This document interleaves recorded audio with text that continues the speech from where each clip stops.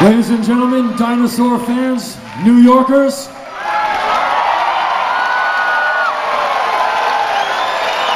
it's great to see you, it's great to see you again. I hope you've enjoyed the music thus far. So far it's been off, fucked up. One of the great heroes of my life, Keith Morris, was on this stage a while ago. I'm glad you got to check him out. So here's what we're going to do a few minutes from now. Several weeks ago, the men from Dinosaur Jr. contacted me, like many of you, a triple XL Dinosaur Jr. fan, and they said, would you come on the road with us and interview us before we go out and play our Bug album in its entirety? So, the proposition basically was for me, do I want to watch Dinosaur Jr. 8 times in 8 nights? The answer wasn't very quick, of course. And so, a few moments from now, less than that, we're going to bring the 3 members of Dinosaur Jr. to the stage, to these seats. We're going to spend a little bit of time cueing and A-ing them. And then after that, we're going to clear the chairs. The men are going to come out with guitar, bass, and drumsticks in hand, and they're going to lay it on you at great volume.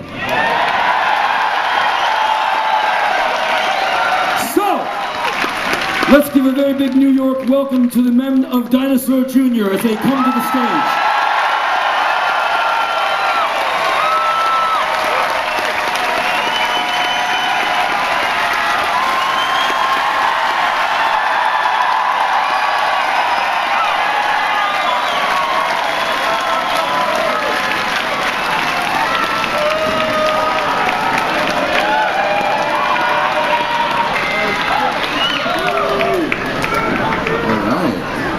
Good evening, gentlemen. How are we feeling this evening? Pretty good. Okay. I want to ask you guys a few early Dinosaur Jr. history questions, just so people can get a little context of how long this train has been a-rollin'. When did you 3 start playing under the name Dinosaur or Dinosaur Jr.? What year was that? 1985. When you guys first got together to start making music, and which eventually turned into the first Dinosaur Jr. album, what were those days and what were those practices like? Like, you know, where were you guys practicing? The garage, a basement, someone's house? The first practices were in Jay's basement, and you know, we pretty much did it the same way as we do today. It was usually drums and bass. Lou and I would kind of get together. Jay would write, and I just remember Jay, you know, was really into soap operas, so I would always get there at like 10. Jay would watch All My Children and then come down around noon and usually make it down to the basement. The TV would be on. The TV would be on. Jay would have these blast muffs on. He would be sitting in a chair with his guitar in his hand, playing with an amp faced towards us, like with the most excruciating fucking treble, loud guitar blaring at Murph and I, and Murph and I scrambling upstairs to his parents' bathroom to stuff toilet paper in our ears. And he would just go through song, and he just had all of these amazing songs, one after the other. And we would just like, Murph and I just kind of scrambled to learn them, because there was just so much stuff coming out at that time. What town and what state was that in? This was in Amherst, Massachusetts.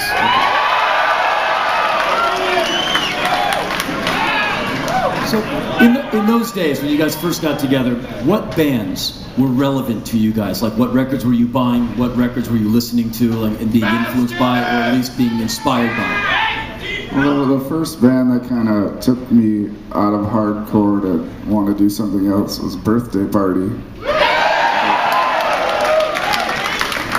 And what about like live shows? Like, what bands were coming through your town that you would go see that were leaving a mark on you?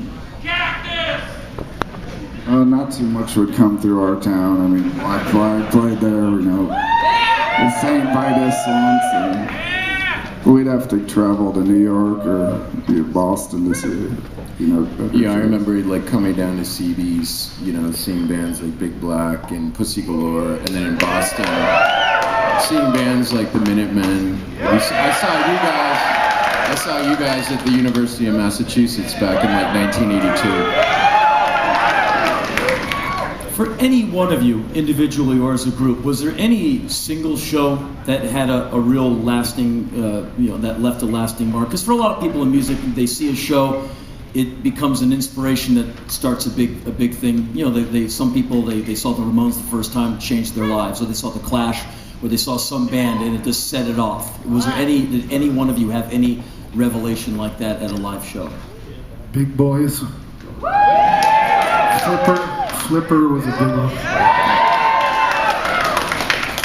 And Bad Brains and Motorhead.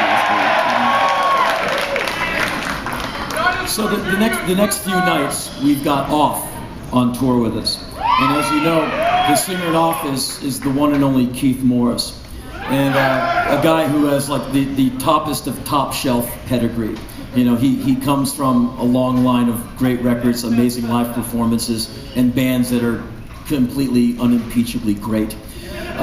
What is the relevance of having Keith on these shows? Is this fun for you guys to have him in this for the next few days? Yeah, this is actually amazing. I actually remember in Stamford, Connecticut, there was a club called Anthrax that it was basically a house with a basement, and I actually remember seeing the Circle Jerks, and Keith was in like a full upper body cast, and I remember he was like in this basement going, "Okay, people, like I'm gonna do this gig, but be really careful." This is great. Before we get into talking about Bug, which was the third album you all did, and the first one came out on Homestead Records, it's self-titled. And I don't know about you all, I might be a little older than you, older than this building, and older than the state of New York, but I remember that album very well, and I remember how much it stood out amongst everything that was coming out around it at that time. It was truly different to me. I thought it was fantastic. It just made me stop. And I'm like, where are these guys from? What's going on here? This was really something else. What went into making that record? I know that Jay was a principal songwriter, but when you made that record, it came out. Was there an immediate reaction to it? Were you aware? Were people buying it? Was there distribution? Were people hearing that record? Yeah, not really. Our first record, it was like, we just heard from the Minutemen, the records, the flyer. We thought we'd have a record out so we could get shows and play. So nobody really heard of us. It was our way to kind of get gigs and get out there and play. When that first record came out, what did you all think was the job? Like, a record is now out, it's time to go on tour, time to make the next record. Like, what was the attitude of the band in '85 now that you have a full LP on the shelves? Time to get better. When I heard that record, I thought, Murph and I really got to get our shit together. Because Jay's songs were fucking amazing, and Murph and I just weren't really locking in, or we just didn't know yet. So I thought Murph and I needed to lock down, and that's kind of what we did. So.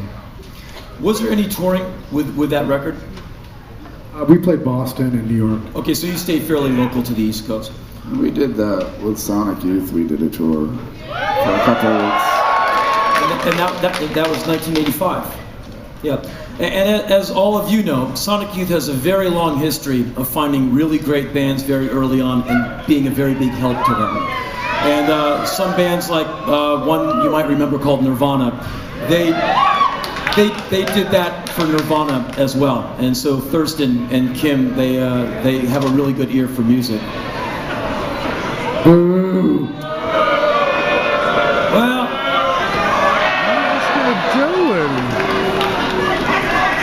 good aim, but they're not my size. Sir, later on, if you like, you can come and get them back.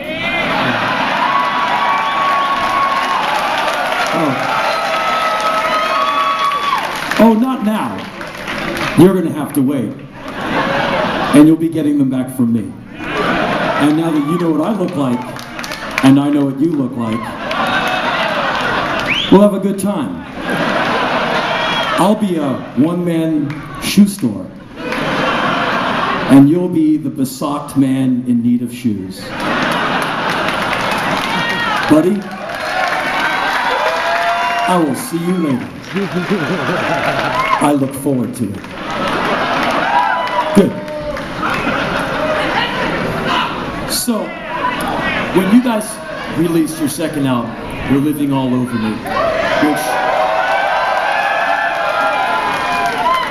compositionally, sonically, and all the way around, not to put down the first album, is a better record, the second album. You guys, as a rhythm section, are smarter, you're working together, the songs it's improved.